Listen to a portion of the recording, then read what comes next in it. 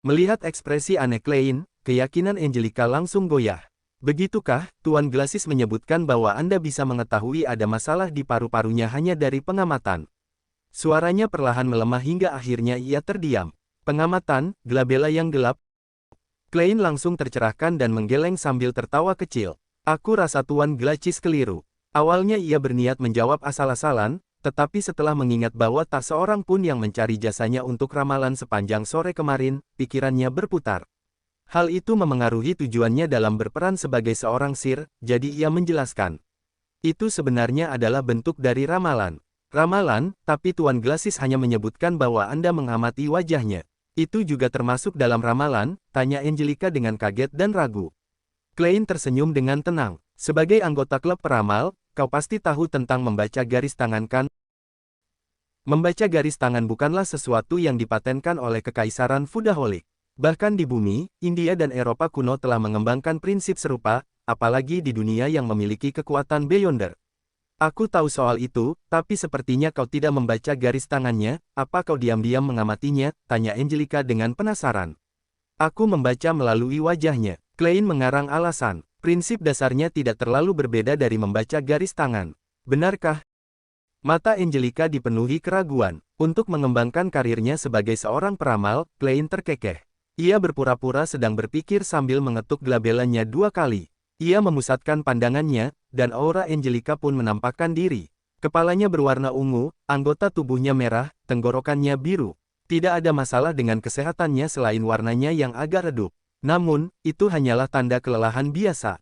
Klein lalu melihat emosinya dan menemukan warna oranye yang bercampur dengan sedikit merah dan biru. Itu berarti kehangatan yang disertai sedikit semangat dan pemikiran. Syukurlah. Setelah menyadari bahwa tidak ada yang aneh pada dirinya, Klein berniat menonaktifkan spirit vision-nya. Tapi tepat saat itu, ia tiba-tiba melihat kegelapan pekat yang tersembunyi di kedalaman warna emosional Angelica. Selain itu, ia tampak sedikit kekurangan warna putih, yang menandakan semangat untuk berkembang. Klein mengangguk pelan sambil berpikir, Tuan Moretti, apakah Anda sedang membaca wajahku? Melihat pemuda berbaju hitam di hadapannya tiba-tiba terdiam sambil menatapnya dengan serius, Angelica langsung menyadari sesuatu. Ia bertanya dengan nada setengah penasaran, setengah khawatir. Klein tidak langsung menjawab. Sebaliknya, ia mengetuk pelan glabellanya sambil menunjukkan ekspresi mengamati dengan seksama. Tepat saat Angelica mulai merasa tidak nyaman, ia berkata dengan suara hangat. Nyonya Angelica, ada beberapa kesedihan dan rasa sakit yang tidak seharusnya Anda pendam di dalam hati. Mata Angelica membelalak dan mulutnya terbuka, tetapi ia tidak mengatakan sepatah kata pun.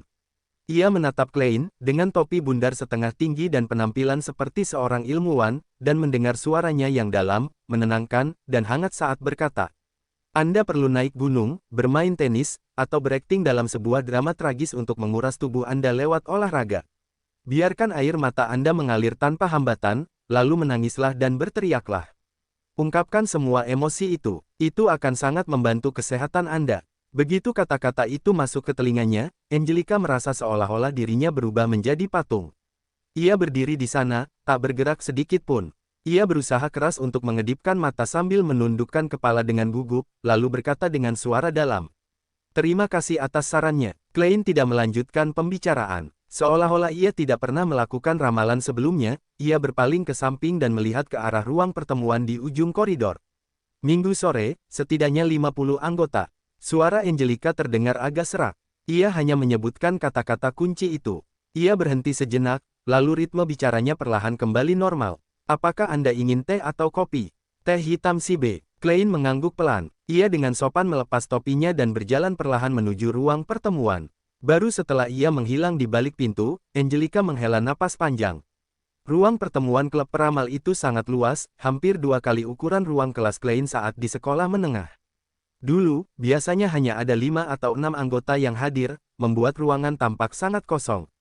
Namun sekarang, ada puluhan peramal yang duduk di berbagai sudut, hampir memenuhi seluruh ruangan. Sinar matahari masuk melalui beberapa jendela oril yang ada di ruangan. Para anggota ada yang berdiskusi pelan satu sama lain, mengajukan pertanyaan kepada Hannes Vincent, atau berlatih dan mencoba ramalan, sementara yang lain minum kopi dan membaca koran sendirian. Pemandangan seperti ini membuat Klein merasa seperti kembali ke masa sekolahnya di bumi. Bedanya, waktu itu jauh lebih berisik dan ramai, tidak setenang ruangan pertemuan ini. Ia melihat sekeliling, tetapi tidak menemukan wajah-wajah yang dikenalnya seperti Glassis atau Edward Steve. Maka, ia pun dengan santai mengambil sebuah buku teks tentang ramalan, menemukan sudut ruangan yang tenang, dan mulai membacanya dengan santai. Tak lama kemudian, Angelica masuk membawa secangkir teh dan meletakkannya di meja di depan Klein. Saat ia hendak pergi dengan tenang, ia tiba-tiba melihat Klein Moretti mengeluarkan rantai perak yang tampak indah dari lengan kirinya. Di rantai itu tergantung batu topas murni. Apa yang sedang ia lakukan? Angelica tanpa sadar melambatkan langkah dan memusatkan pandangannya ke arah Klein. Klein memegang rantai perak itu dengan tangan kirinya dan membiarkan batu topas tergantung tepat di atas teh hitam si B, nyaris menyentuh permukaan cairannya. Dengan ekspresi tenang, ia memejamkan mata setengah, dan suasana di sekelilingnya tiba-tiba menjadi hening.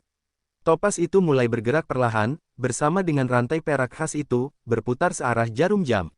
Melihat hal tersebut, Angelica merasa Klein Moretti tampak sangat misterius.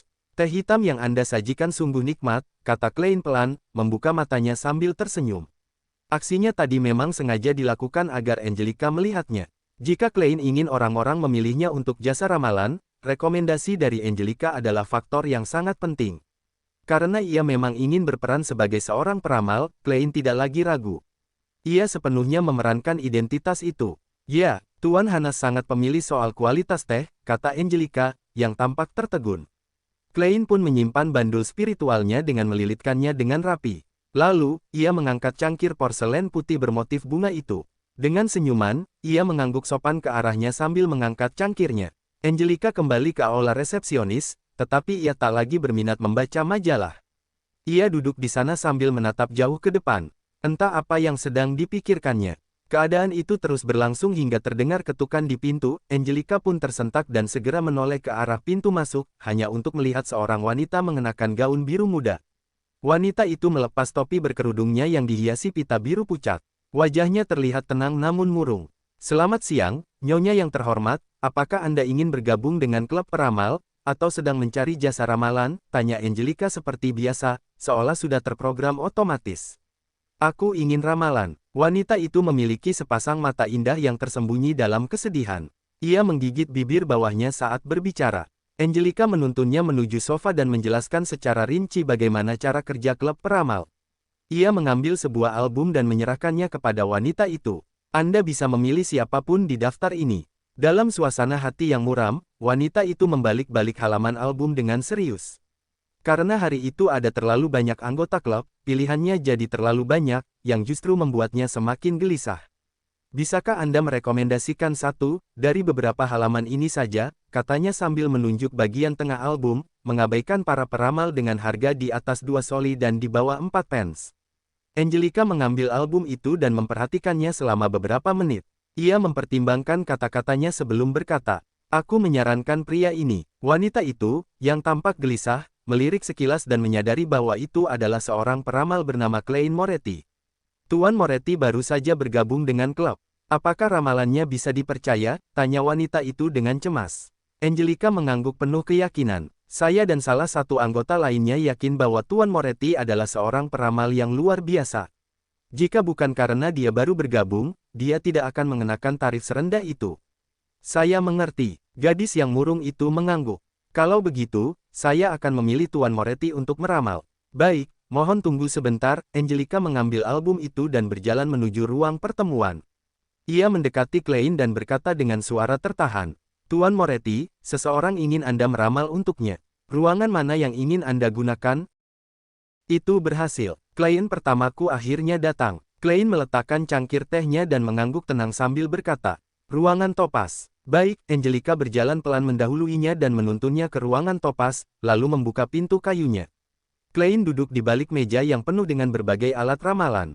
Ia menunggu kurang dari semenit sebelum melihat seorang wanita bergaun biru muda masuk, wajahnya tertunduk dan tampak murung. Memanfaatkan momen saat wanita itu menutup pintu, Klein mengetuk glabelannya 2 kali. Warna kuning di perutnya terlihat agak suram. Warna gelap emosinya sangat pekat, didominasi oleh kekhawatiran dan kecemasan. Klein mengamati dengan seksama, lalu bersandar ke belakang dan mengangkat tangan untuk memutuskan penglihatannya secara spiritual. Selamat siang, Tuan Moretti. Wanita bergaun biru muda itu duduk. Selamat siang, bolehkah saya tahu bagaimana saya harus menyapa Anda? Tanya Klein sopan, tanpa banyak berharap mendapat nama asli. Sebagai seorang pejuang medsos, dia tahu bahwa banyak orang tidak ingin menggunakan nama asli saat melakukan ramalan. Anda bisa memanggilku Ana. Gadis itu meletakkan topi berkerudungnya. Ia memandang Klein dengan ekspresi antara harap dan ragu, lalu berkata, "Aku ingin meminta ramalan tentang keadaan tunanganku. Dia melakukan perjalanan ke benua selatan pada bulan Maret untuk urusan bisnis. Bulan lalu, tanggal 3, dia mengirim telegram kepadaku dan keluarganya, mengatakan bahwa dia akan segera berlayar pulang. Tapi hingga 20 hari kemudian, dia belum juga kembali. Awalnya kupikir keterlambatannya karena cuaca di lautan mengamuk, tapi sampai hari ini, sudah lebih dari sebulan.